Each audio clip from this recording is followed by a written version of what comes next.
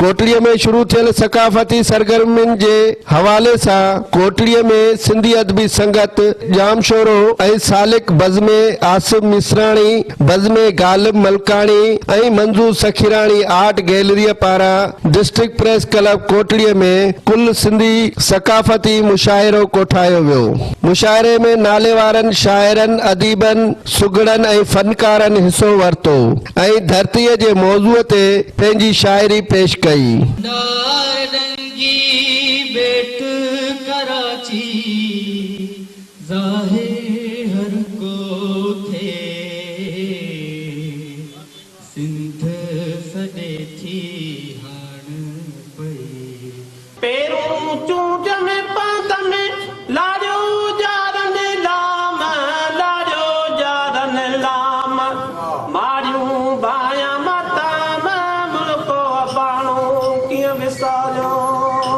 हलंदो ने चंपल टूटी में न के चई सामो मास्टर गुलाम नफर ऐं उस्ताद चंपल टूटी पियो पहले जे वेठी छपे में जूठ थेले में तो हिकिड़ो पैर उगाड़ो हिकिड़े पैर में चंपल हेॾा जब्त खई में उगाड़े पैर में कंडो जब्त देवी हेॾा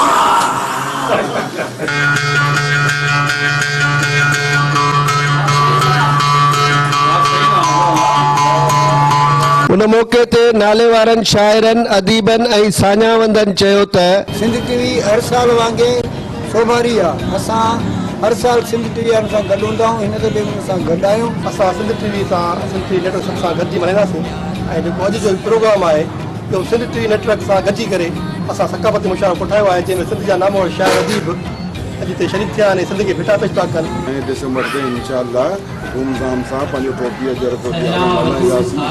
इहे पंहिंजो जेको बेटनि ते कब्ज़ा इहे थींदा ई कोन जेको असां 6 तारीख़ ते पंहिंजो सकाफ़ती ॾियारो मल्हायूं था ऐं इन उनवान जे सिरे हेठि त सिंध जा ॿेट ऐं सिंध जी सरज़मीन उनखे असां जेको आहे सो टटा ॾियण लाइ गॾु थींदासीं। सिंध टीवी जंहिंजो नालो ई सिंध आहे। सिंधी क़ौम सिंधी ॿोली सिंध तस्वीर जी तर्जुमान आहे। जस्ता जो उनखे सलाम पेश था कयूं त हीअ सॼे सिंध में जेको सकाफ़ती ॾियारो आहे भरपूर ज़ोर शोर सां असांजा फनकार दोस्त ऐं जिते बि सॼी सिंध में कंड पछ में ॻोठनि में शहरनि में आहिनि भरपूर नमूने सां हिन ॾींहं खे सकाफ़ती ॾियारे खे मल्हाईंदा आहियूं ऐं असांजी सकाफ़त ज़िंदाबाद। 6 दिसंबर वेझो ईंदे ई कोटड़ीअ जो क़दीम ऐं तारीख़ी शहर सकाफ़ती रंगनि में रंगजण लॻो आहे। कैमरामैन रफ़ीक कोलाचे सां गॾु इस्माइल बारी जो सिंध टीवी न्यूज़ कोटड़ी।